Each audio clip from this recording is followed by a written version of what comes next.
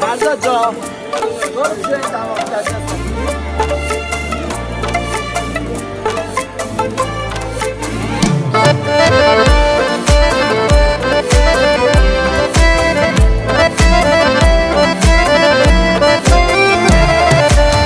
گذشته ها گذشته همین الان و عشقه، نباش به فکر فردا که دست سر نوشته، قصه زندگی رو خود خدا نوشته.